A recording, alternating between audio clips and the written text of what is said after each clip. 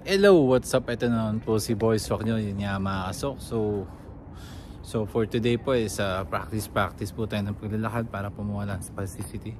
So for my last video, di ba, we're talking about the focus and the stress free. So for my last video is antindi po ng spasticity ko. Well, today is the same pa rin po, pero meron po ako napansin kasi kailangan talaga consistent po sa paglalakad. So this morning mga kasok, naglakad po ako ng 2 kilometers. So ngayon po medyo matigas pa rin yung muscle ko, pero unlike doon sa last video po, ramdam ko po yung pagtigas talaga sa paglalakad. Ngayon po unti-unti po siyang lumalambot mga kasok.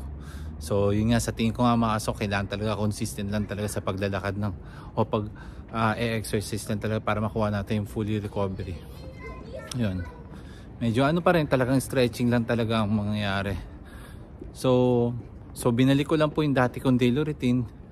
Pagkagising sa umaga is stretching. After my stretching, yun nga, ginagawa ko na, tas lakad, tas breakfast, then lakad-lakad ulit.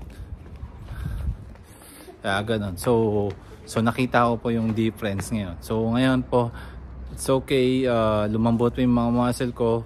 I can walk yung katulad ng dati so far. So hindi na pumapalig yung paa ko, hindi na medyo hirap, medyo tumigas na yung tuhod ko. So yun sa nakikita ko. So hopefully magtuloy-tuloy po makakasok yung aking magandang paglalakad. So dito naman po sa amin kasi umokay na po yung tag dito yung weather. So unti-unti po nagsasubside po yung malamig na panahon. So katulad ngayon, eventually, dati po hindi po, nung winter hindi po nakapagganto ako sa labas. So ngayon okay na po. So hopefully morning and afternoon makapaglakad na po para tuloy-tuloy na po yung pag-recovery ko. So pag uwi ko ng Pinas sa May, it's okay na lakad ko kasi nga uwi ako ng Pinas. So gusto ko po kasi mag-isa lang ako So I wanted na sana yung paglalakad ko di na ganun katindi yung spasticity.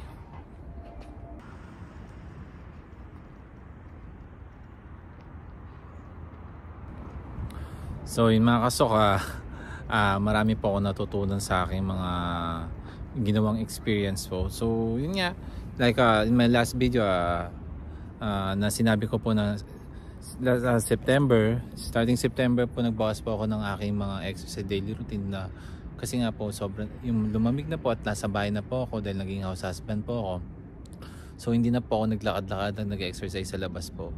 So ang naging epekto sa akin po is parang nirapan na naman dito maglakad dahil sa paninigas na aking mga muscle sa binte, siguro sa kadahilan at tumindi po yung spasticity ko mga kasok.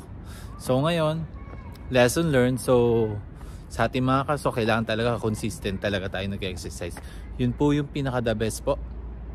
So yung may topic po, diba, sabi ko nga po, consistency, then time management po. So yun po kailangan natin gawin kung gusto natin mapanatili po yung magandang recovery natin. At saka yung focus and stress free mga, so ang laking tulong po yan for fast recovery. Okay mga ka-stroke, mag-exercise muna ulit ako.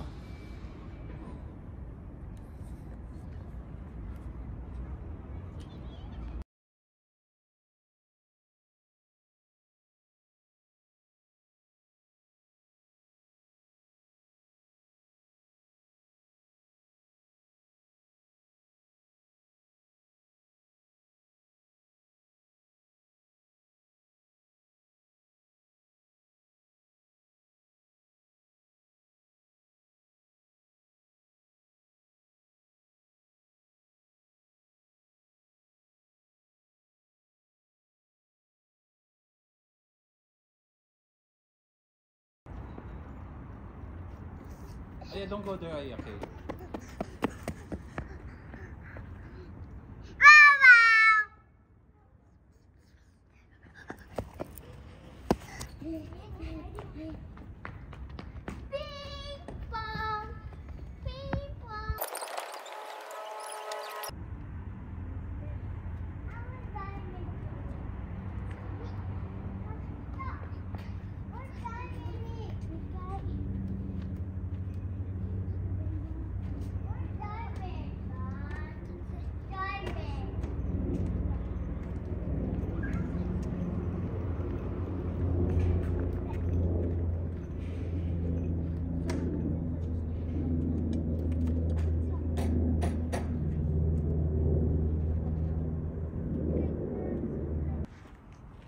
kumade?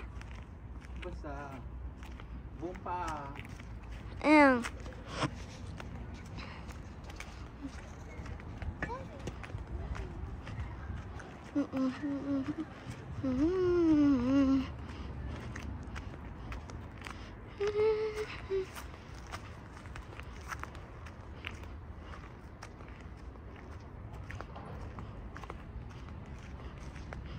本当に本当に